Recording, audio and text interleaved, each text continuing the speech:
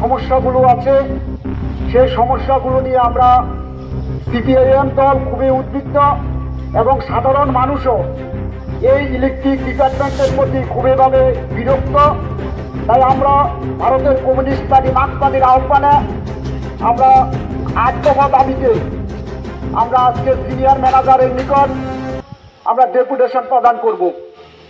আমাদের এই ডেপুটেশন শুরুতে যে আমরা গণধর্ণা 1 ঘন্টা সংগঠিত করছি, সেই গণধর্ণার সভাপতিত্ব করার জন্য ভারতের কমিউনিস্ট পার্টি মার্ক্সবাদীর বর্ষিয়ার নেতৃত্ব তথা জিএমপির সোনামুড়া মহকুমার কমিটির সভাপতি কমরেড বিষ্ণু ত্রিপুরার নাম আমি প্রস্তাব করছি।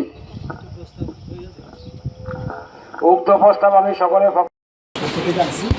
আমার নাম প্রশিক্ষিত, আমি কাঠালিয়া লোকাল সেক্রেটারি, আমরা চেয়ারম্যান এবং আমি কাঠি বিভাগী কমিটির সদস্য আমিনুল ইসলাম ধনপুর লোকাল সেক্রেটারি, কুঞ্জিরা ত্রিপুরা কালীতলা জিএমপির নেতৃত্ব এবং তবলপুর কৃষক সভার নেতৃত্বে মিডিয়া।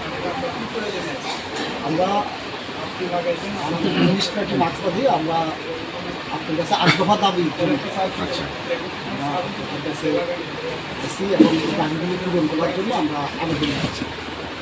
আমাদের যে দাবি স্মার্ট মিটার বাতিল করে যেটা প্রিপেড মিটার চালু করা, যেটা আপনারা জানেন যে এটা নিয়ে অনেক অভিযোগ আগে আছে।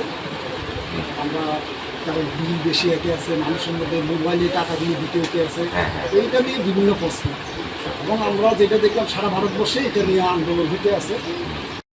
কালীপাড়া এবং যিনি বিদ্যুৎ দপ্তরের মাননীয় মন্ত্রী আছেন, উনি শিক্ষা দপ্তরের মন্ত্রীও ছিলেন, শিক্ষা দপ্তর তারা জলাঞ্জলি দিয়েছেন। আজকে ত্রিপুরার মানুষ উপলব্ধি করতে পেরেছে যে শিক্ষা ব্যবস্থাটা কি অবস্থায় আছে। আজকে উনি বিদ্যুৎ দপ্তরের দায়িত্ব পেয়েছেন 2023 সাল থেকে। আজকে দেখলাম যে বিদ্যুৎটাও আজকে ভয়ঙ্কর অবস্থার মধ্যে গেছে, বিদ্যুৎ পরিষেবা সম্পূর্ণভাবে ভেঙে গেছে। আজকে বিদ্যুৎ দপ্তরের খামখেয়ালিপনার ফলে আজকে মানুষ তার যে অধিকার, বিদ্যুতের অধিকার পাওয়ার অধিকার, সেটা থেকে বঞ্চিত হচ্ছে। তাই আমরা ভারতের কমিউনিস্ট